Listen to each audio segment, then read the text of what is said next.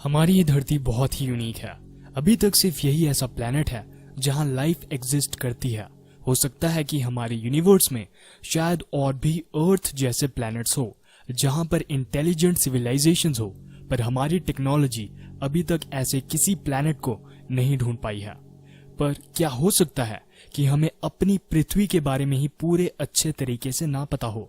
क्या ऐसा हो सकता है कि हमारी पृथ्वी पर कोई ऐसी जगह हो जिसके बारे में हमने अभी तक ना ही कभी सुना है और जिस जगह को हमने अभी तक ना ही कभी देखा है? तो चलिए इस वीडियो में हम जानने की कोशिश करते हैं कि क्या पृथ्वी पर कोई ऐसी जगह हो भी सकती है या नहीं।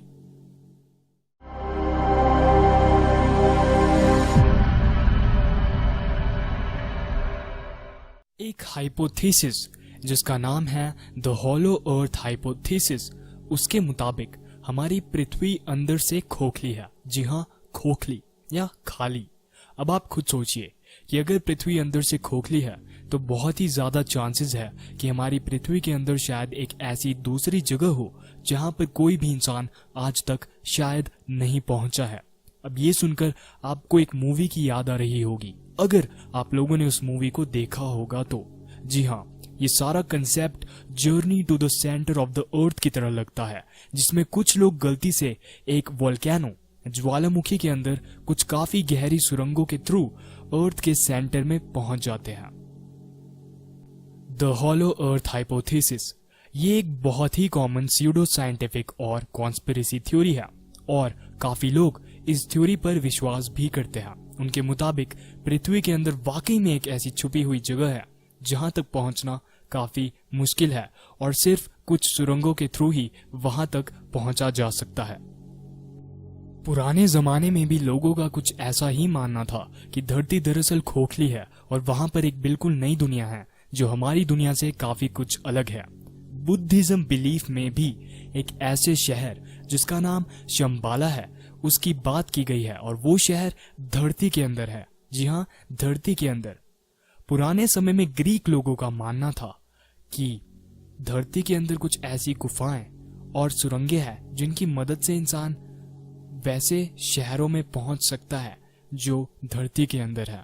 मेसोपोटामियन रिलीजन में भी एक ऐसे इंसान की बात की गई है जो एक गुफा की मदद से धरती के अंदर पहुंच गया था और वहां से लौटने के बाद उसने उस जगह के बारे में सभी को बताया। उसने सभी को बताया कि उसने वहां पर एक ऐसी दुनिया देखी जो धरती के ऊपर वाली दुनिया से काफी अलग थी और वहां पर पेड़ पौधे भी काफी कुछ अलग थे। अब अगर मैं हिंदू माइथोलॉजी की बात करूं तो उसमें भी ऐसे कई किस्से आते हैं जो धरती के अंदर वाली जगह के बारे में बताते हैं। पाताल लोक, आप सभी ने पाताल लोक के बारे में तो सुना ही होगा, और सिर्फ हिंदू माइथोलॉजी ही क्यों, बाकी माइथोलॉजीज में भी ऐसी कुछ जगहों के बारे में बात की गई है जो कि धरती के अंदर है, जैसे कि अंडरवर्ल्ड। अब आप खुद सोचिए, अगर माइथोलॉजीज में ऐसी जगहों की बात की गई है तो काफी हाई पॉसिबिलिटी है कि धरती के अंदर वाकई शायद ऐसी जगहें हो। अब अगर आप लोगों ने ऐसी कुछ पुरानी कहानियां सुनी है जिनमें धरती के अंदर की जगहों के बारे में बात हुई है तो उसमें एक चीज आप सभी ने नोटिस की होगी। वो एक चीज मैंने तो काफी नोटिस की है और वो ये है कि धरती के अंदर पहुंचने के लिए हमेशा रास्ता या तो कोई ना कोई पहाड़ी के अंदर से होता है या फिर किसी गुफा से। जी हाँ, ये काफी कुछ हर स्टोरी में सिमिलर ही है। इन सभी कहानियों और किस्सों से हमें ये बात पता चलती है कि इस धरती पर ऐसी कई पहाड़ियां हैं जिनके अंदर की सुरंगों और टनल्स के थ्रू धरती के अंदर जाया जा सकता है। वैसे और भी ऐसी बहुत सी कहानियां हैं अंडरवर्ल्ड से रिलेटेड, पर वो सारी कहानियां मैं आप लोगों को अगर इस वीडियो में बताऊंगा तो ये वीडियो बहुत ही लंबी हो जाएगी। अब जरा हम बात करते हैं अर्थ के एक ऐसे मॉडल की जो कि एडमंड हैले ने 1692 में बनाया था। इस मॉडल के अकॉर्डिंग अर्थ के अंदर बहुत सी खाली जगह है और वो लेयर्स के फॉर्म में है, जैसा कि अभी आप अपने सामने वाली पिक्चर में देख ही सकते हैं। ऐसी और भी कई चीजें हैं जो हॉलो अर्थ थ्योरी के थ्रू एक्सप्लेन की जा सकती है, जैसे कि हो सकता है कि हिमालयाज में जो बिगफुट और वैसे रहस्यमय जीव देखे जाते हैं वो शायद धरती के अंदर वाली दुनिया से टनल्स के थ्रू ही आते हो। ये कहना बिल्कुल भी गलत नहीं होगा कि ऐसा हो सकता है, इसकी पॉसिबिलिटी काफी हाई है।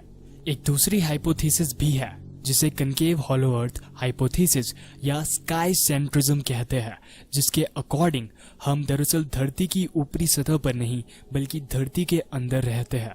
पर मेरे अकॉर्डिंग ये हाइपोथेसिस बिल्कुल गलत है, क्योंकि हमारी टेक्नोलॉजी के थ्रू हम साफ साफ स्पेस से देख सकते हैं कि ह्यूमंस धरती की सतह पर ही रहते हैं, ना कि धरती के अंदर। तो इस हाइपोथेसिस के बारे में हम डिटेल में डिस्कस नहीं करेंगे। अगर आप चाहते हैं तो आप विकिपीडिया जैसी वेबसाइट्स पर इस हाइपोथेसिस के बारे में और ज्यादा डिटेल में पढ़ सकते हैं। पर क्या हमारी ये धरती वाकई में खोखली है? इसका जवाब देने से पहले आप कुछ चीजों के बारे में जान लीजिए। धरती का जो स्ट्रक्चर हमें सीज्मिक वेव की मदद से मिलता है, उसके अकॉर्डिंग धरती खोखली नहीं है।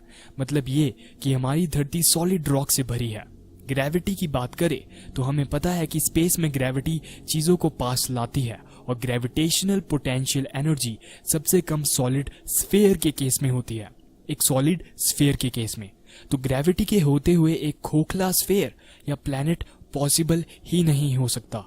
अब अगर हम डेंसिटी की बात भी करें तो हमारी अर्थ की डेंसिटी काफी हाई है, और अगर ये खोखली होती तो इसकी डेंसिटी उतनी ज्यादा हाई नहीं होनी थी जितनी इसकी है।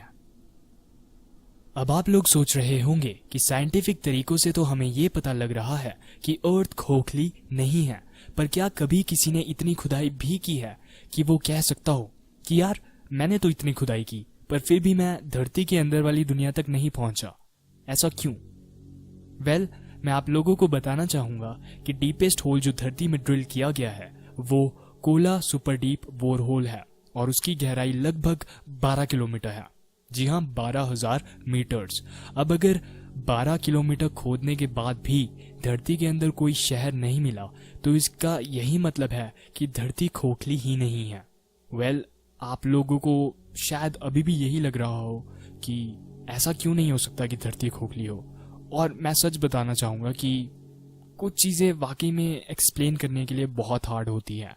और क्या पता धरती के अंदर वाकई में कोई शहर भी हो, क्या पता धरती पूरी खोखली ना हो पर किसी पर्टिकुलर जगह पर ही खोखली हो, ऐसा हो सकता है। अब ये आपकी इमेजिनेशन और सोच पर है कि आप लोगों को इसके बारे में क्या कहना है। क्या धरती के अंदर कोई दूसरा शहर है? क्या ये वाकई में खोखली है? कमेंट सेक्शन में मुझे अपने व्यूज जरूर बताएं। आज के लिए फिलहाल इतना ही, मिलेंगे अगली वीडियो में।